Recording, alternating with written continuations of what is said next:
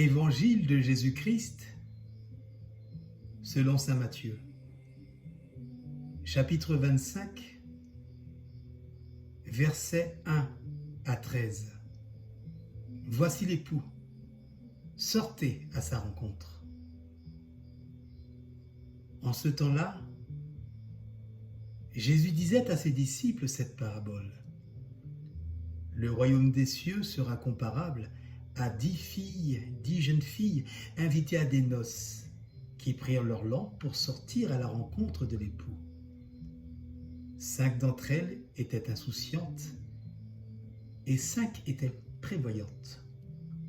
Les insouciantes avaient pris leurs lampes sans emporter d'huile, tandis que les prévoyantes avaient pris, avec leurs lampes, des flacons d'huile. Comme l'époux tardait, elles s'assoupirent toutes et s'endormirent. Au milieu de la nuit, il y eut un cri. Voici l'époux, sortez à sa rencontre. Alors toutes ces jeunes filles se réveillèrent et se mirent à préparer leurs lampes. Les insouciantes demandèrent aux prévoyantes. Donne-nous de votre huile, car nos lampes s'éteignent. Les prévoyantes leur répondirent, jamais cela ne suffira pour nous et pour vous. Allez plutôt chez les marchands, vous en achetez.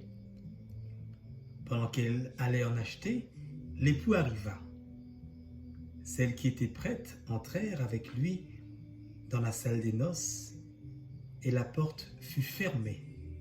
Plus tard, les autres jeunes filles arrivèrent à leur tour et dirent « Seigneur, Seigneur, ouvre-nous !» Il leur répondit « Amen, je vous le dis, je ne vous connais pas. Veillez donc, car vous ne savez ni le jour, ni l'heure. » Acclamons la parole de Dieu. Bonjour mes chers amis. La liturgie de ce jour, pour nourrir notre foi, nous donne l'occasion d'appeler les chrétiens à se tourner vers la fin des temps, dont nous ne savons ni le jour ni l'heure. Nous pouvons assimiler cette fin des temps à l'histoire de notre propre mort physique, notre grand passage. Tout homme est né de Dieu, quelle que soit sa race, sa religion, son pays. Notre Dieu est le Dieu de tous les hommes, de toutes les nations, et sa lumière, qui est sagesse, illumine le monde. Cette sagesse qui les séduit tant, c'est Dieu lui-même, créateur du ciel et de la terre, et de tout principe de vie sur la terre, pas seulement parce qu'il est créateur, mais aussi parce qu'il fait de nous des vivants. Car Dieu est plus fort que la mort. Il a le principe de vie qui dépasse la mort corporelle. C'est bien de cette lumière de sagesse dont il est question dans notre évangile de ce jour.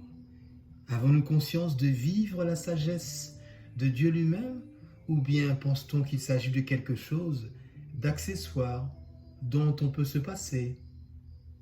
Bien-aimés du Seigneur, pour répondre à cette question, essayons d'analyser cet évangile davantage. Les vierges représentent notre communauté, épouse de Dieu. Nous sommes la lampe et Dieu, la lumière que produit la lampe. La sagesse est l'huile qui permet à la lampe de briller et de donner de la lumière.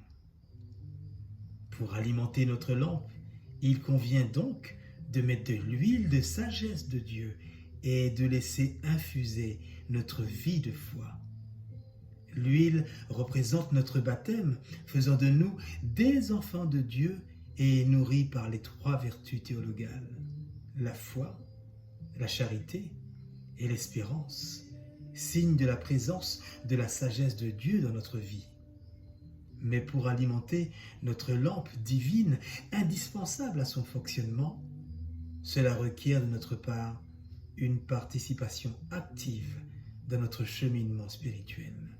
Et enfin, le sommeil symbolise toutes nos tiédeurs, nos indifférences et nos morts.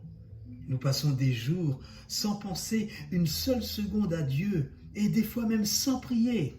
Notre vie devient une existence matérielle, réduite au travail et au plaisir. Frères et sœurs en Christ, il arrive que des hommes et des femmes configurés au Christ par leur baptême sont sans amour, sans justice, sans prière. Et malheureusement, la grâce du baptême ne peut s'accomplir en eux. Ils sont, pour ainsi dire, des lampes sans huile.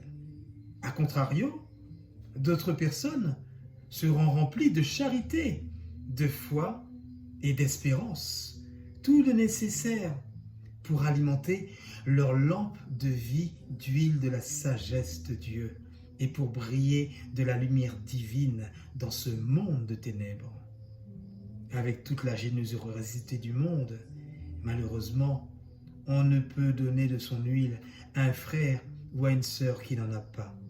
C'est à chacun de mettre de l'huile de la sagesse de Dieu dans sa lampe de vie et non pas aux autres, car il en va de la responsabilité et de la liberté de chacun. Je peux montrer le chemin de la sagesse à mon prochain, mais je ne peux la donner, car nul ne peut aimer à ma place. Néanmoins, il demeure possible de nous stimuler mutuellement dans la foi et d'intercéder les uns pour les autres. Enfin, demandons au Seigneur de ne pas rater maintenant le rendez-vous de l'amour. N'oublions pas Dieu, notre fiancé, car il faut veiller dans l'espérance, le désir et la prière. Préparons-nous et persévérons, mes chers amis, dans l'amour. Amen et bon dimanche.